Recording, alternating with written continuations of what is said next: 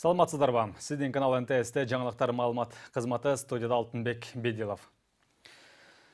Бүгін Бишкекте Шанхай кызматташтык уюмунун түзүлгөнүнүн 15 жылдыгына карата өкмөт башчыларынын деңгээлиндеги саммит өтүүдө. Ага катышуу үчүн уюмга мүчө өлкөлөр Кытай, Өзбекстан, Орусия, Казакстан жана Тажикстандан премьер-министрлер келишкен.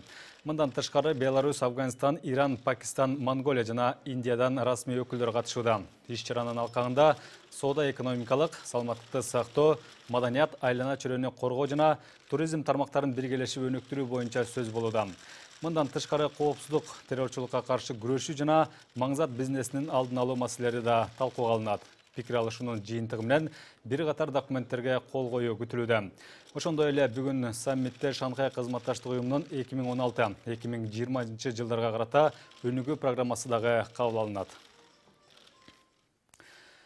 Ошондой эле бүгүн президент Алмазбек Атамбаев Россия өкмөтүнүн төрагасы Дмитрий Медведев менен жолукту. Анда мамлекет башчысы Орусиянын премьер-министрин жылуу тосуп алып, Россиялык делегациянын Кыргызстанга келишине кубанычта экенин белгиледи. Эки тарап Кыргызстан менен Россия ортосундагы ар кандай тармактардагы кызматташтыктын маанилүү маселелери жана кеңири багыттар боюнча мындан аркы өз ара аракеттеринин перспективаларын талкуулашты.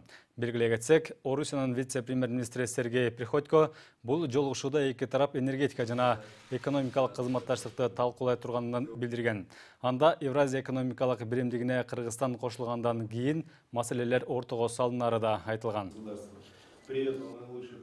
Очень рад вашему приезду, потому что я, наверное, уже могу сказать, нас связывает очень. Сиздин Кыргызстанга келгениңизге абдан кубанып турам. Биздин өлкөлөрдү бир гана иш эмес, жылуу достук мамилелер жакындатып турат деп ишенимдүү түрдө айта алам. Андыктан мен сизди Россиянын өкмөт жетекчиси катары гана тааныбастан, жакын саналаш досум катары дагы таанып билем.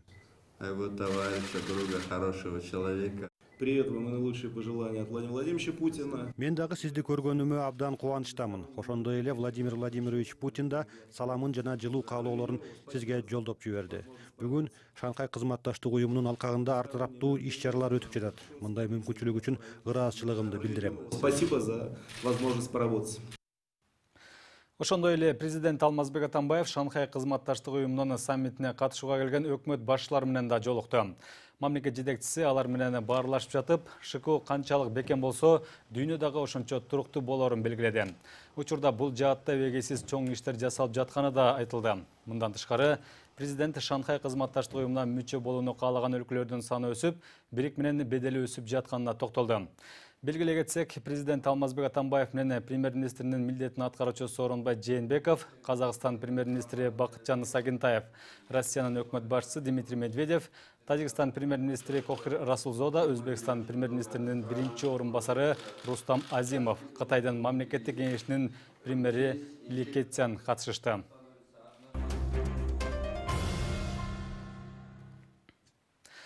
Парламентте жаңы коалиция Бишкекте Шанхай кызматташтык уюмунун саммитинен кийин түзүлүшү мүмкүн. Тагыраак айтканда, саясий бирикме куралгандыгы тууралуу эртең расмий жарыяланышы күтүлүүдө. Бирок бул азырынча жормолдор гана. Анткени парламентте лидерлер ортосунда сүйлөшүүлөр дагы деле уланып жатат. Орток пикир табыла элек. Азыры негизги сүйлөшүүлөр КСДП менен бир бол фракцияларынын лидерлеринин ортосунда жүрүүдө. Анткени калгандары өз позициясын ачыкташты. Айрыкча, Республика Ата журт фракциясынын лидери Өмүрбек Бабановдун кескин билдирүүсү болочоктогу коалициянын курамын аныктап койду. Кененирээк Элизат Эркинтур айтып берет. КСДП фракциясына коалиция түзүүгө мандат берилгенине бир жумадан ашты. Бирок саясий айланыстын курамы азыркыга чейин аныктала элек. Социал-демократтар болочоктогу коалицияга парламентте мандаттын саны боюнча экинчи орунда турган Республика Ата журт фракциясы кирет деп ишеним артып келишкен. Бирок кече күнү конституцияга өзгөртүү киргизүү маселеси каралып жатканда Өмүрбек Бабанов кескин билдирүү жасады. Ал коалицияга кирүүнү каалагандар гана конституциялык реформаны колдоп жатат деген айын кептерге чекит койду. Бүгүн социал-демократтар туура 38-ге. Бирок эч ким айта албайт, эртең силер ашчылык болуп каласыңар деп туруп. Башкача коалиция түзүлүп калса. Иса Шейшенкович, мына коалиция түзүп атпайсызбы? Коалицияга кирбейбизбиз, мен ачык айтам. Каалаганыңыз менен түзүңүз. Бирок конституцияны өзгөрүүнү биз ачык колдоп беребиз. Рахмат. Мындай билдирүү социал-демократтар үчүн күтүүсүз болду. Республика Ата журт фракциясы позициясын ачыктаган соң коалиция боюнча сүйлөшүүлөр эми башкача нукта уланууда. Тагыраак айтканда Өмүрбек Бабанов болочоктогу саясий айланстын курамын кимдер түзөрүн аныктап койду десек болот. Ата Мекен жана Өнүгүү прогресс фракциялары башында эле коалицияга кирүү боюнча чакыруу алган эмес. Ал эми Кыргызстан фракциясы кандай жол менен болсо дагы саясий бирикмеге мүчөлүк кылуунун амалын көрүүдө. Бул үчүн алар лидерин алмаштырууга чейин барышты. Кыргызстан фракциясынын өзүнүн ою, фракциясынын ою биз киргенге дайынбыз. 60тан үйдө болушубуз керек да. Эгерде Кыргызстан менен СДПК болсо жетпей калабыз. Биз 4 мандатта жетпей калат.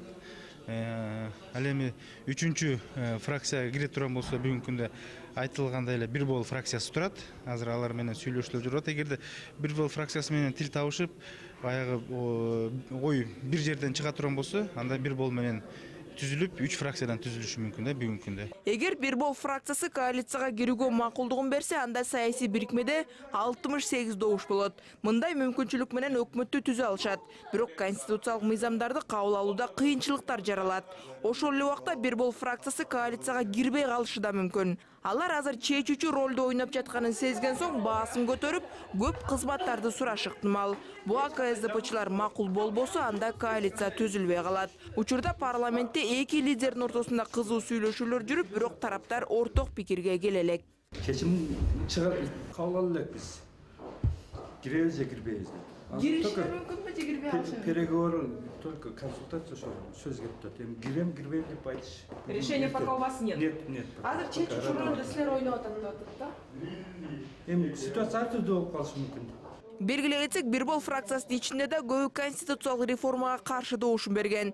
Ал эми КСДП фракциясы жаңы коалиция түзүүдө баш мыйзамга өзгөртүүлөрдү колдогон тараптарга артыкчылык берилерин айткан эле. Мындан тышкары социал-демократтар мурдагы саясий альянсты ыдыратып жатканда Акаевчи Бакиевчилер менен иштеше албайбыз деген жөө келтирген. Ошол эле убакта бир бол фракциясынын айрым мүчөлөрүн мурдагы президенттер менен байланышта деген айыптоолор айтылган. Андыктан КСДП менен бир болдун лидерлеринин сүйлөшүүлөрү оңой эмес болчудай. Социал-демократтарда коалиция түзүүгө дагы 8 жумушчу күн бар. Эгер алар бул мүмкүнчүлүктү пайдалана албаса, президент мандатты башка фракцияга берүүгө аргасыз болот.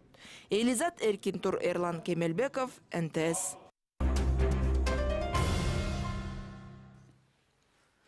Чет элдик жаңылыктардан Италияда кайрадан катуу жер титирөө болду. Муну менен акыркы 3 ай аралыгында эле Италиянын борбордук бөлүгүндө 3-чү жолу күчтүү зилзала катталды. Жердин силкинүүсү түнкү 1,5 чамасында болгон. Италиянын геофизика жана вулканология улуттук институтунун маалыматы боюнча, жер титирөөнүн күчү 5 балга жетип, силкинүүнүн очогу Мачерата провинциясында жайгашкан. Азырынча жабыркагандар менен кыйроолор тууралуу маалыматтар такталууда. Эске салсак, августтун соңунда Италияда 6 балга жеткен зилзала катталып, анын кесепетинен 298 адам көз жумган. Анда эле жыш отурукташкан Марке, Умбрия, Лацио жана Амбруццо шаарларынын бир кыйла бөлүктөрү кыйрап калган. Ислам мамлекети деп аталган террорчул топ Ирактын Масул шаарында жай тургундарды сокку маалында калкан катар колдонууга өтүштү. Бул тууралуу жергиликтүү Аль-Мада пресс агенттиги жазып чыкты. Маалыматтарга караганда, экстремисттер Масул шаарына жакын жайгашкан айылдардын тургундарын коркутуу үркүтүү, асманга ок атуу жолу менен автобустарга жана жүк ташуучу унааларга салып, Масул жана Тель-Афарды көздөй ташып жатышат. Жер которууга мажбурланган жай тургундардын саны 50 миңге жетери белгиленүүдө. Эске салсак, 17 октябрдан бери Ирак аскери күчтөрү Масул шаарын террорчулардан бошотуу максатында согушкерлерге карата атайын операцияны башташкан. Сиздер азыркы саатка алынган жаңылыктар менен тааныштыңыздар. Саламатта туруңуздар.